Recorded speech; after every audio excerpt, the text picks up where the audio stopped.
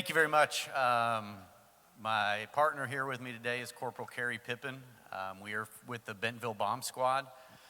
Before we go into kind of our capabilities and the technology that we have, I want to tell you a little bit about our team. The Bentonville Bomb Squad is kind of a unique division of the Bentonville Police Department. We are a 7-man team.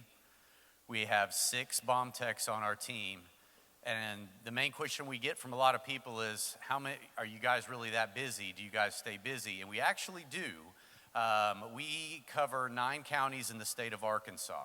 The uniqueness about the bomb squad is, although we work for the Bentonville Police Department and we get paid by the city of Bentonville, once we get a call for a bomb call out anywhere in the 9 counties in the state, we kind of take off that Bentonville Police Department hat and then we put on our hats for the FBI. We are all graduates of the FBI Hazardous Device School, and we are all Deputy U.S. Marshals, which means that we can go anywhere in the United States. There's only one school in the United States for bomb techs, and that's in Huntsville, Alabama. Any bomb tech in the United States, which there's approximately 3,000 of us, all have to attend the same school and go through the same training. The greatest part about the training that we go through and going to the same school is, for example, when the Nashville bombing happened on Christmas Day a couple years back, we were put on standby for assistance to go help with the post-blast. We can get on any truck in the United States and all of our equipment is the same. So if we went out to LAPD in Los Angeles and got on their truck and they said, hey, go get this particular tool, we will know exactly what that tool is and we will be able to understand how to use it. Our bomb squad consists of 4 robots. This is one of the oldest robots that we have. This robot was purchased in 2003. It's come a long way since 2003 with several upgrades. And as you can imagine, technology from 2003 to 2023, when we first got this robot ran on fiber optics. It had a fiber optic spool that was connected to the back of the robot, and you could only go about 1,000 feet. As you can imagine, the problems with a fiber optic cord is we always had to have somebody close by, because if the fiber optic cord got tangled in any way, got pinched or cut, your robot was dead in the water and it was useless. The main reason we use robots is because as bomb techs, we do have the big green suits that we wear, but if we can, our key goal in rendering safe any type of suspicious package or explosive is go remote, stay remote. We're going to try to be remote as much as we can. If we lose a robot, we lose a robot, but that's better than losing a human life.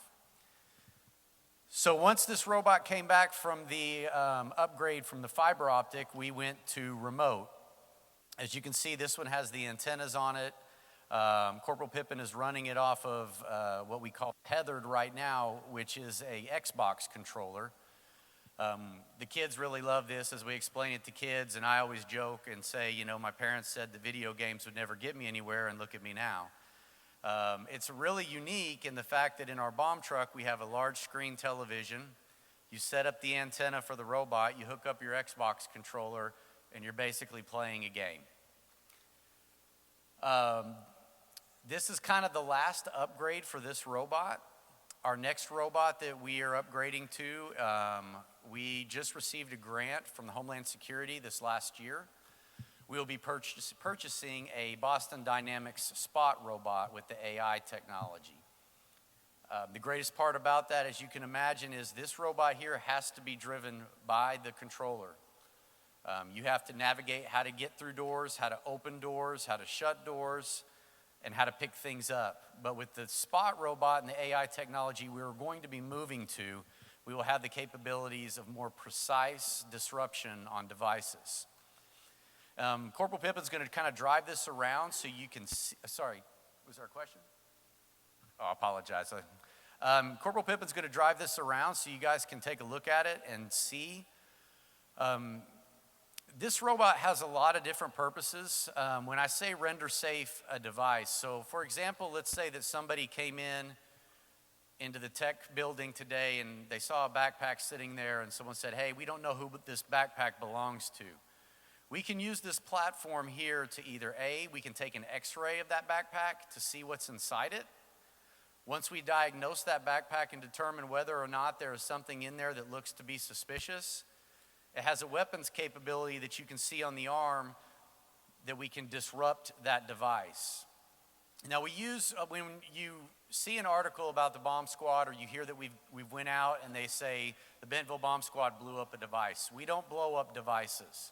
What we do is we render them safe.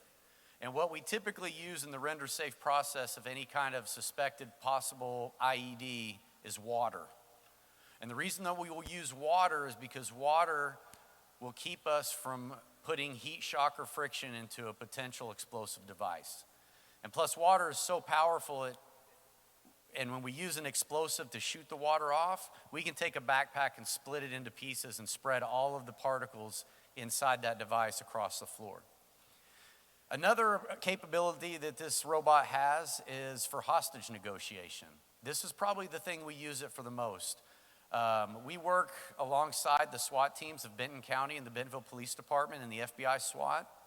It has a two-way radio system, so we can bring this robot into a hostage situation or a barricaded subject situation. We can communicate with the person inside, and we can try to calm the situation before it escalates any further. This robot here has the 4 tires on the side plus the tracks. We have trained with this robot in airplanes. We can take the tires off of the side, and it's small enough that it can fit down the aisle of an airplane if we had to take it on an airplane to render safe anything that may be found there. A lot of people ask, I mentioned how busy are we? We get about 50 calls a year. That could be anything from a suspicious package to a grandfather who brought a grenade back from World War II, or just some dynamite that may have been found in an old abandoned barn. But one of the things that I like to brag about our bomb squad in general is we are more proactive than reactive. A lot of people don't realize how much goes into the bomb squad. Corporal Pippin has a canine that's a bomb detecting dog, and almost every large event that is held in Northwest Arkansas, from Bikes, Blues, and Barbecue, to shareholders, to Razorback football games, to half marathons, we come in the day before, we sweep the area, we walk around with canines, we have bomb techs that walk the area to make sure that it's safe. And then during the event itself, we have bomb techs in plain clothes and some in uniform that also walk around to ensure that everything is where it's supposed to be and nothing looks out of place. One of the biggest difficulties we have at the Razorback game, as you can imagine, is people will walk up to the gates with a purse or a backpack that they realize that they can't get in. Well, once they get to the gate and they realize they can't get it in, what do? Instead of walking all the way back to the car, they take it and they throw it in the bushes. Then somebody comes along and says, hey, there's a backpack in the bushes over here by the gate. We have the capabilities with the robot and without the robot with X-ray technology that we have a backpack that one of our techs will place on himself, and we can take an X-ray of any backpack or purse and determine within 2 minutes whether it's a hazardous device or if it's nothing at all. As a squad, we are preparing for the future. We will be one of the first bomb squads in the state to have obtained the Spot robot and the AI technology. Once we did this, now we are starting to see a push from the FBI and the bosses that run the bomb squads in the country. They're all wanting to move towards the AI technology and the Spot type robot. The capabilities of Spot will be beneficial because we will be more mobile, and it's less, you have less error, because when you have an Xbox controller, this robot here has 7 cameras on it. Now, every camera is only 2-dimensional. So as a bomb tech running this robot with an Xbox controller, there's a lot of error use that can happen. But with the AI technology and being able to use that instead, we're kind of taking that part out of it, and we can rely more on the technology itself to better us and help us do our job. One of the other robots that we have is a little smaller than that, but right now, every single one of our robots run off of remote. We don't have any run off of fiber anymore, and we don't have our AI technology as of yet. Any questions? That's kind of a little bit in short of what the bomb squad is and our capabilities. I'd be more than happy to ask any questions that anybody has. Please don't make me stand up here because I may run out of stuff to talk about. Somebody, break it. Yes, sir.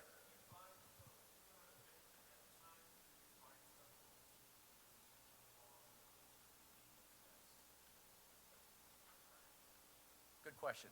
He said, let's say that at an event or before an event, we found something that was a potential IED or explosive. What steps would we take?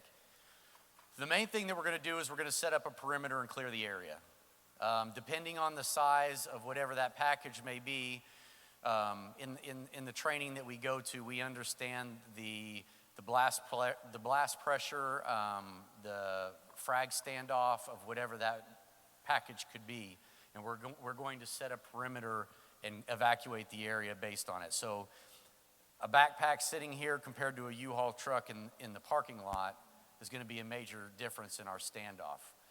The next thing that we're going to do is we're going to x-ray it. X-ray is our main tool. We're going to take an x-ray because in that x-ray we're going to be looking for electronic components. We're going to be looking for switches. We're going to be looking for anything that could look like a powder, anything that could look like a liquid, anything that could possibly be set off. And then once we find that, we'll determine what tools we'll use. We have different capabilities. We can countercharge it. Obviously, depending on where you are in the town, sticking a block of C4 on something and just making it go away may not be a possibility. Like I said, we can use water. We can use water to what we call disrupt it. And the third option that we have is we have what's called a total containment vessel, a TCV. It's a 15,000-pound trailer, and it's a ginormous, looks like a bowling ball made out of submarine steel. And we can place whatever component it is with the robot remotely, put it inside it, shut the door, and drive it to a safe place. And if by chance it was to go off inside that ball, all you're going to see is a flame shoot out the top, and it'll vent out, and it'll keep the area safe. And on top of that, I don't think that I mentioned, another interesting thing about the bomb squad that most people don't realize is we are probably the best equipped bomb squad in the Midwest. We have over $10 million worth of equipment. And every piece of equipment that the Bentonville Bomb Squad has is paid for through Homeland Security grants. Not one single cent of our Bentonville Bomb Squad equipment is paid for by the citizens of Northwest Arkansas. So we are funded federally for our department. The only thing that the city of Bentonville and the Bentonville Police Department pays is our salaries. Any other questions? Yes, sir.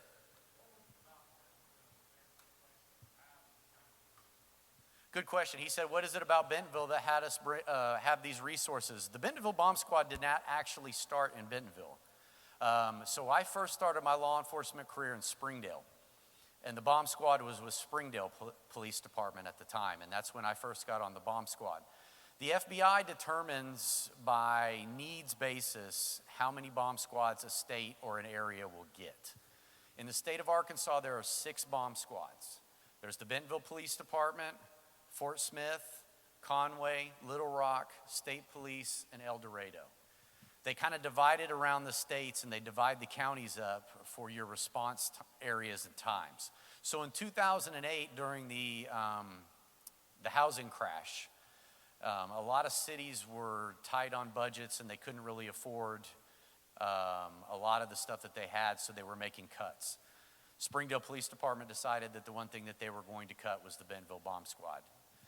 Their theory and philosophy behind it was, well, Fort Smith has got one. If we need them, we'll call Fort Smith. When they decided to disband the Springdale Bomb Squad, Mayor McCaslin from the city of Bentonville at the time said, hey, we'll take it on. So they got approval from the FBI. We transferred up the squad, and some members transferred up, and we restarted the Springdale Bomb Squad in Bentonville. Any other questions? Yes, sir.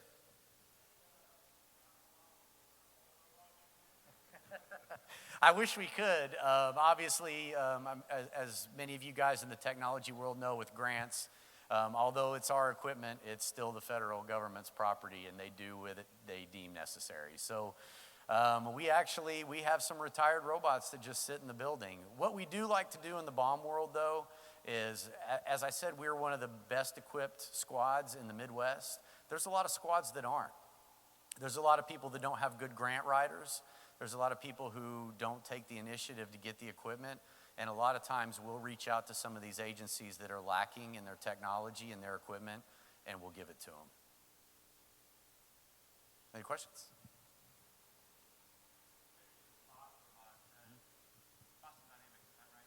Yes, sir.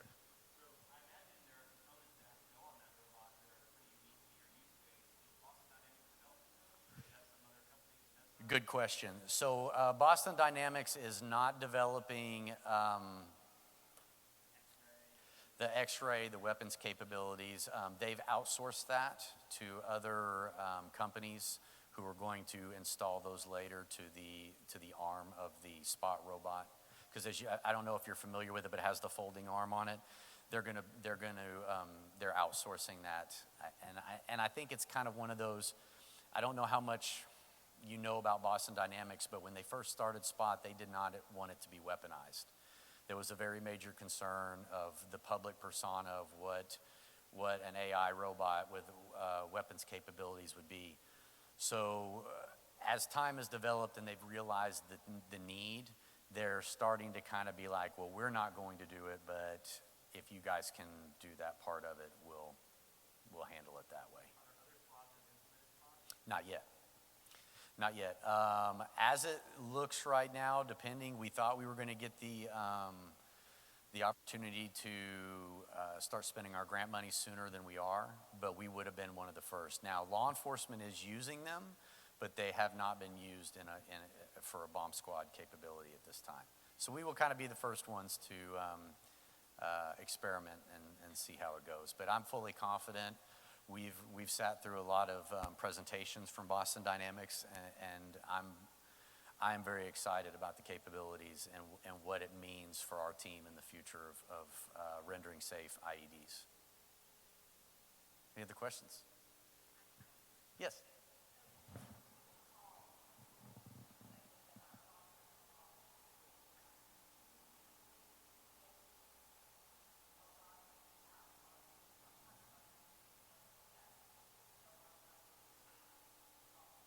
So bomb threats are they're kind of interesting in how we handle those. As you can imagine, being the bomb squad, our response, getting people out, we don't respond until something is found. The hardest part about bomb squad is, let's say that a bomb threat was called into here.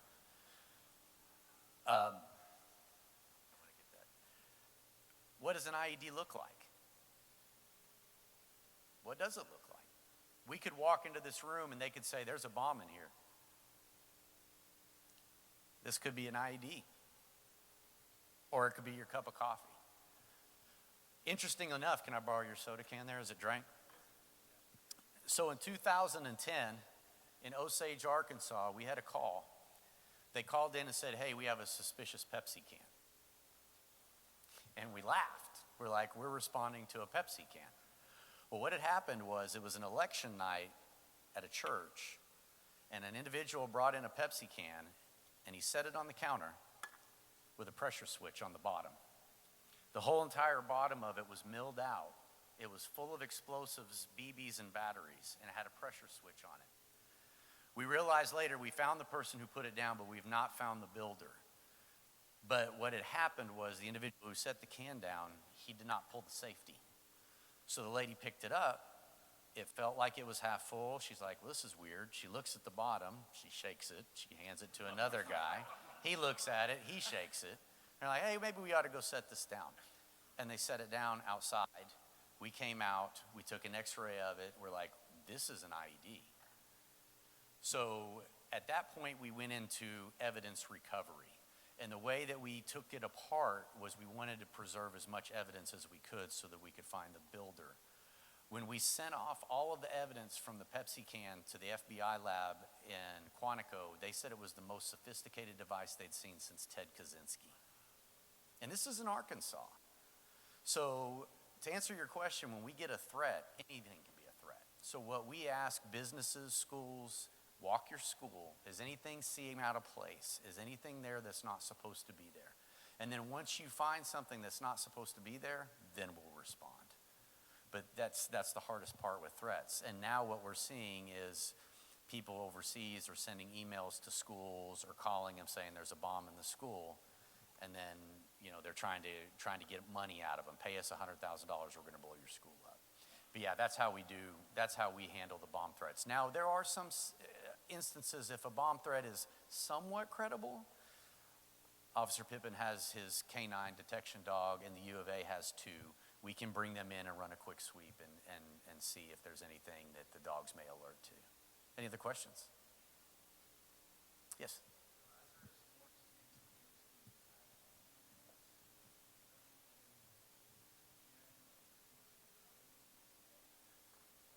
No, because their usage right now is more for law enforcement. The law enforcement side, it's not for IEDs and things like that. Law enforcement's being very careful in how they use AI and drones especially, because there's a lot of laws where you can't use them for surveillance purposes. Like we're starting to kind of flirt with the drone program as well. They want us to get drones, but from the bomb squad standpoint, that's one of the things that's in our policy is we can't use it to surveil. We can use it in an empty area to bring it over to check around an explosive and get eyes on it, but we can't fly it above a crowd at a gathering or a protest to surveillance people. So the way they're using their robots up there for the law enforcement purpose, I really am not sure what for. Our main purpose is going to be, there's a device in this room, we can bring Spot up to the door, he's gonna figure out how to open up the door himself, he's gonna walk in, we're gonna point at a backpack, target it, he's gonna walk up with it with his claw, pick it up and move it over to an area to get x-rayed. That's what we will be using it for.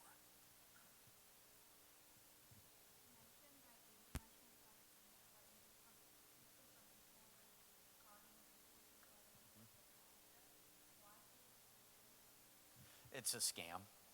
They do this a lot, so they'll call up a school and just say, hey, there's a bomb in your school, and if you don't give us $100,000, we're gonna blow it up. And their hope is that somebody will just pay it, and they won't call us. We get a lot of scams like that, not just from explosives, but from the other side of law enforcement as well. Other questions? Yes. Communications, yes.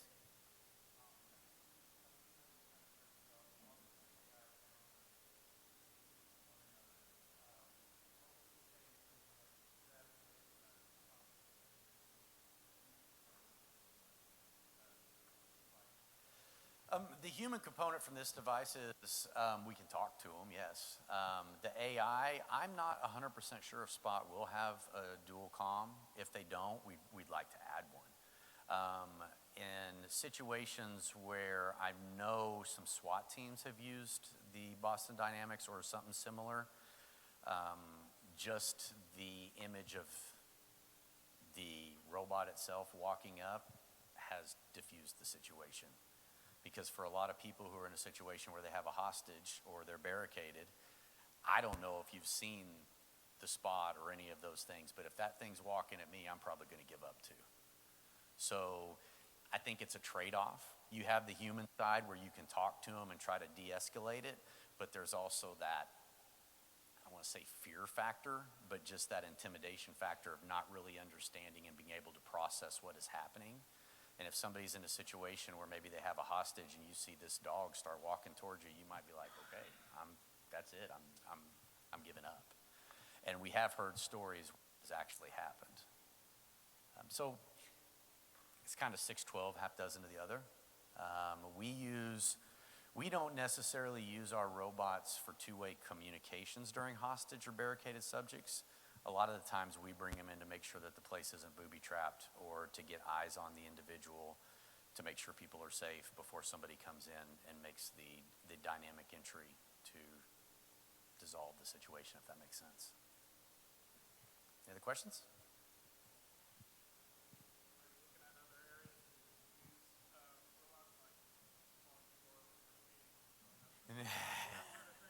No, we are a very interesting area of the Bentonville Bomb Squad.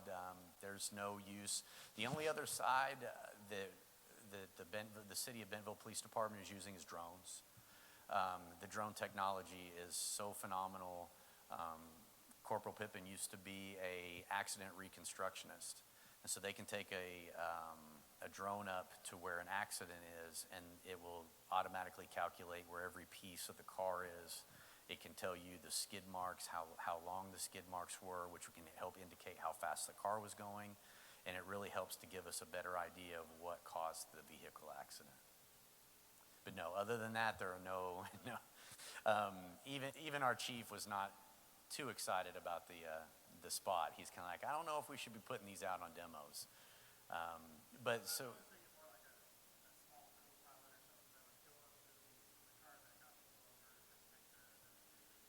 That would be great, but no, I don't think we're there yet. I don't know if we'll see that in my life, but I could see that eventually, yes. Any other questions before we close out? Nothing? So question on the spot. So if it's AI driven, is there a human monitoring to, like, is there a kill switch for it? Yes, yes. Yeah, we'll have the capability to shut it down. Anything else? Thank you very much. I appreciate you guys allowing us the opportunity to come speak, and appreciate that young lady for inviting me. If you guys have any questions, we'll be around for a little bit before we pack the robot up, and thank you for your time.